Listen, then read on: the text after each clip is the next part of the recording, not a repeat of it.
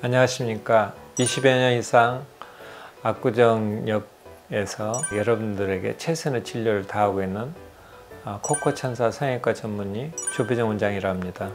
반갑습니다. 오늘은 코 수술하고 나서 재수술인데 케이스 쪽으로 이야기를 드리겠습니다. 제 답답한 심정, 이건 뭐냐면 피부가 부족했을 때, 피부가 부족했을 때는 어떠한 의사도 이것을 S라고 대답하고 OK라고 대답해서 여러분들을 만족시킬 수 없습니다. 저 또한 마찬가지입니다. 그런데 그걸 여러분들한테 충족시키기 위해서 높고 좋은 예쁜 코를 만족시키기 위해서 무리한 대답을 하게 되죠. 이랬을 때 이제 재수술이 상당히 저도 힘듭니다. 현재 있는 코보다 조금 줄여야 할 때, 현재 있는 코보다 약간 피부가 여유가 있게 해야 할 때가 많습니다. 그렇지 않은 경우에 어떻게 하든지 문제가 일으켜요. 여러분들 저 또한 마찬가지예요. 제가 수술했다 그래서 저 구축 없고, 제가 수술했다 그래서 감염이 하나도 없다, 그렇지 않습니다. 저 또한 그런 아픈 일들을 겪습니다. 최선을 다해서 그 케이스를 줄여 나가는 거죠. 오늘은 가슴 연골로 수술을 했지만 그래도 염증이 생기는 케이스에 대해서 조금 더 이야기를 할게요. 대학병원에서 수술을 하셨는데요, 염증이 생겨서 이제 오셨어요. 여러분도 코 수술하러 대학병원 성형외과 가기는 좀 그렇지 않겠어요? 특히나 대학병원의 시스템에서는 여러분 한계가 조금 있는 게, 이제 미용 수술은 조금 어떻게 보면 좀 편한 수술이고, 그렇기 때문에 조금 간단한 수술은 좀 연장자가 하고 싶지 않겠어요? 그게 사람 이치가 그러니까. 내가 높은 지위에 있는데 긴 수술 이러지 않게, 조금 더 어렵고 긴 수술은 젊은 사람이 이제 맡아서 하겠죠. 근데 젊은 사람은 경력이 좀 낮아요. 그런데 이제 여기는 제가 하루 종일 다 맡아서 꼬매는 데까지 다 하는 거잖아요. 그러다 보니까 대학병원을 폄하하려고 그런 건 아니지만, 미용 수술을 하는 케이스에 있어서 특히나 이렇게 시스템화되고 또 완벽하게 하는 데 있어서는 오히려 개원 이들이 더 잘하지 않나, 제 생각입니다. 여러분들 대학병원 관계자 들으시면은 또 아니다 그럴 수도 있지만, 사실 케이스가 이제 더 다양하고 많습니다. 그러다 보니까 이제 염증이 생겨서 이렇게 오셨는데, 보니까 이제 연골을 코끝 쪽에다가 덩어리를 몇 개를 집어넣으셨는데, 이게 가슴 늑연골을 약간 쌀알보다 약간 커지고 덩어리가 되면은 사이에 빈 공간이 생겨요. 가슴 연골은 이상하게 빈 공간이 생기면 여러분들 생각할 때 일반 성형외과 선생님들 약간 이것도 조금 오해가 있으신 것 같아요.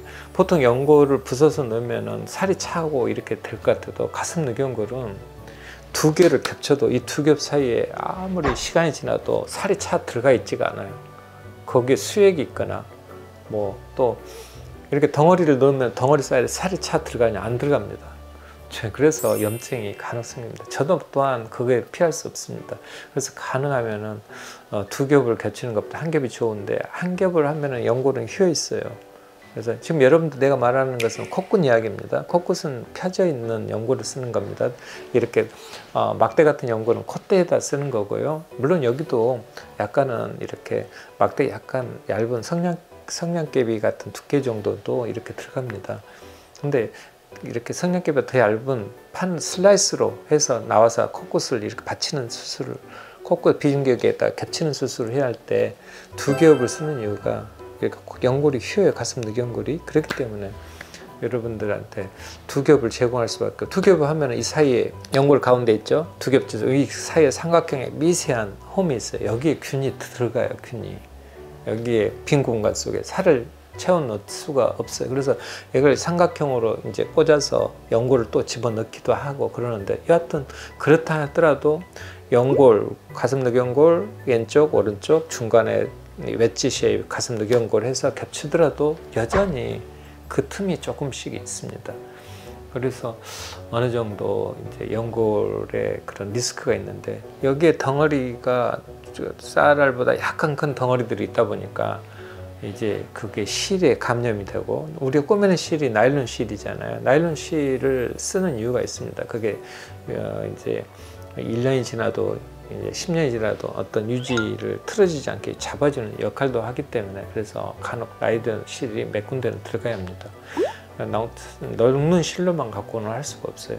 여하튼 이제 그런 실들이 염증이 생기고 그래서 곪아서 이제 오게 되는데, 이게 한번 염증이 생기면은 뽑아야 합니다. 다 제거를 해야 합니다. 실을 제거해야 합니다. 근데 이분은 이제 한 2개월 동안 계속 주사 맞고, 그래서 이제 다 나았다고 오셨는데 2개월 동안 약물 치료를 해요. 그냥 무조건 제거를 해야 합니다. 염증 생기면은 그건 어쩔 수 없어요. 내가 봤을 때 여기에 덩어리가 있고 피 공간이 있겠다 싶으면은 열어서 그냥 빨리 제거하는데 2개월 동안 그걸 환자를 이제 아주 몸이 피폐해지고 항생제 내성까지도 생길 수도 있잖아요. 그래서 제가 염증이 생겼을 때는 일단은 가슴 늑연골을 했다 하더라도 무조건 제거하는 게 원칙입니다.